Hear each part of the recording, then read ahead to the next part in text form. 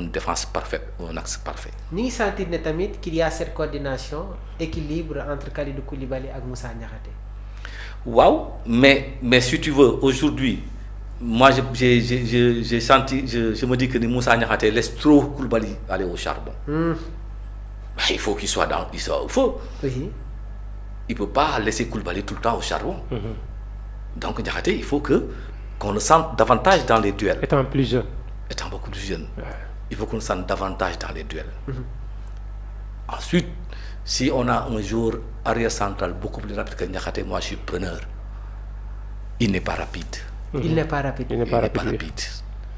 Parce que mon problème, il faut chercher de la vitesse et de la jeunesse à mettre à l'axe. Face au Kenya, brèche là, gisoon nañu la titularisation de Mamadou Sarr, joueur de Chelsea, prêté ci équipe bi nga xamantene mom moy Strasbourg. Xam nga la bonne graine. Il n'attend pas. Et ce gosse là c'est une bonne graine. Mamadou Sarr. Quelles sont ses qualités, doyen? C'est sa relance. Oui. Sa solidité. Et son sens du jeu. Oui. Il se place bien, il joue dans la verticalité, il cherche les relances dans la verticalité, il a un bon gabarit physique, et donc il est rapide, parce qu'il est jeune. Donc, nous avons une charnière lors de la prochaine Coupe d'Afrique des Nations, Kalidou Koulibaly avec le jeune Mamadou Sarr. Peut-être pas tout de suite, mais en tout cas, oui. on va le revoir. Ce sera peut-être les 13 et 18 dans les matchs prochains. Oui. Parce que c'est pas pour rien que moment bobu Pape Thiaw insisté pour mu ñëw xam nga dafa ko convoqué mu blessé ñëwul. Mu ñëwaat diko bi yoon il a fait une forme de défense à 3 mais qui ne met pas tellement en valeur le gosse entièrement à l'axe avec un autre. Donc on attendra de le voir dans un match entier où il jouera arrière central avec Koulibaly par exemple pour se faire une idée et prendre une décision sur la titularisation du gosse ou pas. Parce que je pense qu'on a besoin de quelque chose de nouveau à l'axe du Sénégal. À droite, j'espère que Crépin sera là, mais il faut qu'on continue de prospecter. Il peut jouer à droite ou à gauche, mais il faut qu'on le voit dans un match entier sur un poste de prédilection. Donc, pour la formation du groupe qui ira à la CAN, Pape Thiaw, ses points focaux, c'est surtout en défense. C'est surtout en défense qu'il va falloir vraiment travailler pour voir la meilleure combinaison et le meilleur équilibre pour notre équipe. Amna benen question bo xamantene dina ko poser doyen bi moy qui doit être titulaire sur le couloir gauche des Lions au niveau de la défense entre El Hadj Malick Diouf ak Ismaïla Jakobs mais Djibi dégg nga analyse bi nga xamantene le doyen Conté yëkëti nako concernant la composition de la charnière centrale Kalidou Koulibaly moy ministre de la défense bi kenn du ko fa teggi Moussa Niakhaté parfois on constate qu'il y a des phases d'hésitation sa réaction ci walu bobu tamit waaw comme lu mu wax sànq rek par rapport ak. yàggoon nga ko wax tamit na analyse bu xawoon mel nii. oui par rapport ak également Kalidou Koulibaly c'est un joueur boo xamante ni trentenaire qui a pratiquement 34 ans 33 ans. tey nekkatul joueur boo xamante ni ba muy am 25 ans 26 ans nekk fële sa Napoli. dem beaucoup au charbon. tey jii il a besoin d'un défenseur à ses côtés boo xamante ni dina ko soulager sur le bëri par rapport ak à ces interventions là. tey gis nañ contre Brésil beaucoup de difficultés yu nekkoon donc comme Kalidou Koulibaly. je ne peux pas comprendre Ben Moussa Niakhaté ben am nga taay bi xale nga yooyu yëpp am un gaucher lu rare. tey moom lañ gën a xaar mu dem di soutenir Kalidou Koulibaly si genre d'action yooyu noonu. Très bien. Mais bon par rapport à un changement man j'attends pas en tout cas un changement si CAN bi. man je pense que Pape Thiaw va encore miser sur ce père Kalidou Koulibaly Moussa Niakhaté. ba tamit góob ni dina jël risque carrément. jéem a écarter Niakhaté pour apporter fa donc un jeune qui vient d'arriver. non donc man jàpp ma ni changement bi dafay ñëw nii. mais xam nga lu tax mooy ñuy wut dara xam nga dafa am aspect yoo xamante ni da nga koy xool si suñu équipe nationale. mu lay travailler. Par exemple sur les balles arrêtées défensives. surtout face au Brésil. nous concédons beaucoup trop de choses. Le deuxième but de Casemiro. Il faut qu'on arrive à mettre quelqu'un qui un duelliste. Qui est présent dans les duels et qui gagne les balles aériennes. Hein, donc ces combats-là, il faut les gagner. Parce que sur ces balles arrêtées-là, nous souffrons. C'est pas normal. Et Moussa Niakhaté, quasiment c'est 1m88, 89. Il faut que ces gens-là aillent au combat, qu'on sache ce qu'ils valent.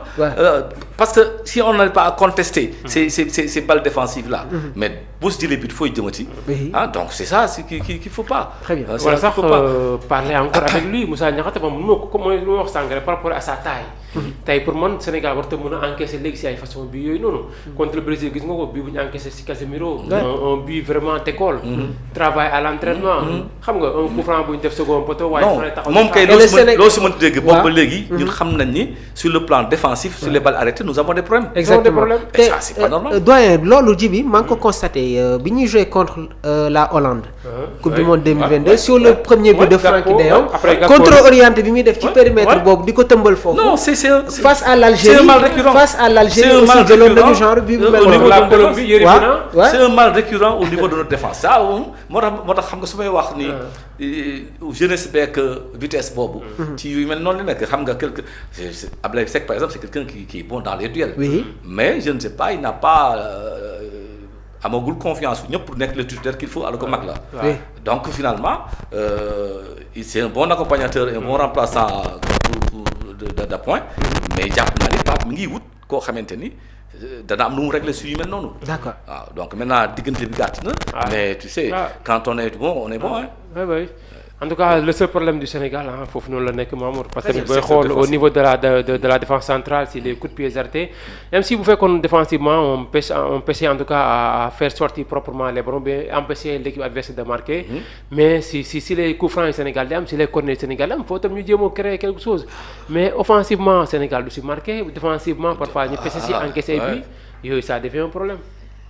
Il y a énormément de questions yi nga xamante ne gars yi ñi ngi koy posé mais war nañu wax tamit rapidement rek sur la prochaine coupe du monde 2026. le Sénégal bi nga xamante ne mi ngi ci chapeau 2 bi waaye laataa ñuy xam naa foofu sax moom lañ war a terminer mais question bi nga xamante ne maa ngi ko doon posé sànq doyen mooy qui doit être le titulaire sur le couloir gauche. Depuis lors gis nañ nekk El Hadj Malick Diouf mi ngi gratter des points quasiment c'était l'homme bi nga xamante ne moom moo doon occuper ce couloir gauche là Ismaïla Jakobs gis nañ nekk dès l'entame de cette saison 2025-2026 avec le Galatasaray moom itamit il fait de belles performances am une place de titulaire face au Brésil moom la ñu titularisé woon. Alors il y a eu des critiques à son encontre.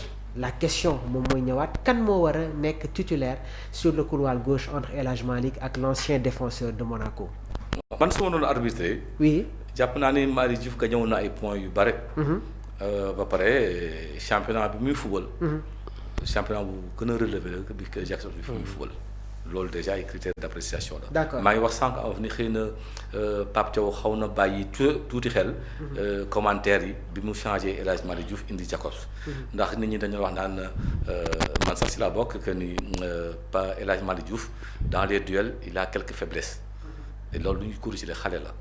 parce que booy xool si maa ngi koy wax naan que da ngay waxtaan monsieur Barre c'est-à-dire que suñu koy attaqué il a tendance à s'écarter de son vis-à-vis alors qu'il faut s'approcher du vis-à-vis parce que yooyu c'est juste des choses qu'on rectifie un vis-à-vis dangereux on s'approche de lui on ne s'écarte pas de lui da nga koy jege bu ñuy dem en profondeur il court pas sur son vis-à-vis il court pour couper vers la ligne de fond dafay njort ni fa lay jëm déedéet du cours sur lui yu mel noonu rek lañ koy rectifier waaw da nga dem ci moom donc yooyu ay rectification yu ñu ko entraîneur defal la mu liggéey que bañ ko ragal nag ni défenseur du ragal duel donc yu mel noonu lañ koy rectifier mais jàpp naa ni sur le plan offensif il est meilleur que Jakobs il est beaucoup plus précis que lui ensuite c'est quelqu'un qui marque des buts commencé gul équipe nationale bi dugal na benn keroog mais li taxoon mu siiw sax ci club am. Slavia Prague bu mu nekkoon. biti mu doon dugal. donc c'est quelqu'un qui peut exploiter ndax bi depuis Saliou Ciss demoon. dañu doon xool suñu parce que notre couloir gauche avait émerveillé le monde. Exactement. avec Saliou Ciss. D'ailleurs Saliou Ciss bi mu demee man dama jàpp ni mais c'est une catastrophe. Comment il peut quitter le football. Il fallait vraiment le protéger quoi. Après un tournoi comme celui-là mu génn gisatuñ ko.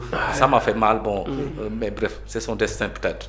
Donc El Hadj Malick Diouf ñëw réveiller un tout petit peu cette chose-là et ce couloir gauche peut être encore un circuit préférentiel pour l'équipe nationale. La situation de Saliou Ciss xaw na nuroo tuuti ak tamit la situation de Armand Traoré, ancien défenseur d'Arsenal, Juventus, Nottingham Forest, Queen's Park Rangers, doyen. Comment il a disparu des radars. Un excellent talent. Comment il a disparu des radars. Xam nga day am des fois yoo xam nga doo ko comprendre. J'en parle tout le temps Oui, non, Armand Traoré. doo comprendre. Ouais. On a eu des jours comme ça yoo xam des jours merveilleux. Sylvain Ndiaye c'était Sylvain Ndiaye. mais non, mais dañu disparaître, bon, ça te fait mal, bon. Mais moi Saliou Ciss ça me reste au travers de la gorge quoi, parce que vraiment mais en tout cas sur ce plan gauche là, on a de la matière, c'est des jeunes gosses qui ont du talent, mais qui ont à parfaire quand même leur potentiel. Très bien. Donc, mais jàpp naa ne El Hadji Malick Diouf, normalement, il devrait gagner ce flanc-là et devrait nous avoir beaucoup de satisfaction sur le flanc gauche de l'équipe nationale. Alors question bi nga xamante ne le doyen univers mi ngi la koy posé moom nee na ki nga xamante ne moom mooy Pape Alassane Gueye nan lañ ko war a utiliser loo ci ban registre moom la war a football su ñëwee fi nga xamante ne moom mooy équipe nationale du Sénégal, parce que Villarreal par moment c'est un schéma 4-4-2 dafay former la paire au niveau du milieu de terrain avec Santi Komé Sagna. Si c'est un schéma à 3 avec les présences des fois de Dani Parejo ou Thomas Partey, Komé Sagna se retrouve comme sentinelle. Pape Alassane Gueye dafa am une position de relayeur, c'est-à-dire aujourd'hui il a cette capacité de projection bi nga xamante ne daf koy permettre mu def des passes qui cassent les lignes waaye tamit nekk sur l'orientation du jeu. Ci ban registre moom lañ ko war a utiliser loo avec la tanière doyen. Foofu la liggéeyu Pape Thiaw nekk. Foofu la liggéeyam nekk. Waaw. Oui. Parce que l'avantage avec Pape Gueye, il a un panel beaucoup plus large, beaucoup plus étoffé que les autres milieux de terrain. Il peut jouer sentinelle, il peut jouer relayeur. Et sur les projections offensives, dans le projet offensif, il est beaucoup plus présent que les autres milieux de terrain. Donc, il y a un choix. Gana est toujours ce Gana capable de faire la sentinelle devant. Ou bien tu joues avec 2 relayeurs et un offensif. Et en ce moment-là, dans un milieu de couloir, Pape Gueye occupe le couloir gauche, Gana occupe le couloir droit et tu as un autre milieu de terrain. Mais malheureusement, ça en est attention, man dama jàpp ne équipe nationale bi bu ñu demee ba Lamine Camara dellu si suñu milieu de terrain dëgg Lamine Camara Pape Gueye Gana la. Comme à la CAN. Waaw Lamine Camara Pape Gueye Gana. Waaw. Maintenant loolu avantage mooy la mobilité de Gana et de Lamine Camara. Mais doyen foofu su fekkee Pape Thiaw dafa ñëwaat avec un milieu de terrain Gana, Lamine Camara ak Pape Alassane Gueye, donc ci kanam dafa am koo xamante ne daf ko fay wàññi. Ah oui. Entre Iliman, Sadio wala Ismaïla Sarr. Waaw. Wala Jackson. Non, je pense que Jackson sera l'avancement de l'équipe. Le Sénégal doit jouer avec un numéro 9 traditionnel. Je pense que Jackson. Waaw. Xam nga man boobu léegi maa ngi koy wax. Xëy na dama juum. Oui. Mais dama doon wax depuis Aliou Cissé que l'avenir du poste d'avant-centre avec notre équipe nationale. C'est Jackson. Il est petit de talent. dafa mën football. Mais lépp ci moom la nag. xam nga dafa am loo xamante ni il faut que Jackson toj xolam tuuti ci xam ni di koy wax. mu liggéey ka njëriñam la. désinvolture bi tax muy perte yenn bal yi bi tax muy am manque de concentration dans le dernier tiers yooyu moom daf koy liggéey. da ko war a liggéey c'est ça. te dana ko liggéey parce que Allemagne duñ la may loolu. Ah oui. duñ la may ngay kii am yenn comportement yi. te donc moom xam naa ne xam na ko parce que dégg naa si benn interview que rek muy wax liggéey bi muy liggéey Bayern na. Donc ce sera un top joueur et quand il va commencer à marquer en équipe nationale il nous faudra beaucoup de satisfaction. Donc pour man, pour des questions même d'équilibre, nous avons joué avec un numéro 9. Et pour le moment, le numéro 9 pour man, c'est Jackson. D'accord. À moins que mon tamit mu bañ répondre aux attentes parce que itam bu ñuy wóolu ci yenn yi da ngay répondre présent. Habib Diallo saa yu duggee ñu woo ko jox ko bal mu dugal il n'a pas besoin de cette occasion pour marquer. Donc su fekkee def ko noonu dafay imposer wu. Mais jàpp naa ni pour l'équilibre de l'équipe ak di nga xamante ne Jackson mën na ko indi en termes de harcèlement sur le front d'attaque. moom mooy le premier pressing. waaw moom loolu moom daf si ay moom. daf si ay il perturbe les défenses. qui doit être sur le banc doyen choix bi foofu war na metti de. non du metti xam nga. entre Iliman. parce que Ismaïla ak Sadio. dafa am loo xamante ni moi je pense que Sadio est titulaire de l'équipe nationale. il est titulaire. dans l'équipe nationale. Donc il doit y avoir un choix entre Ismaïla ak Iliman. Voilà et même je pense que par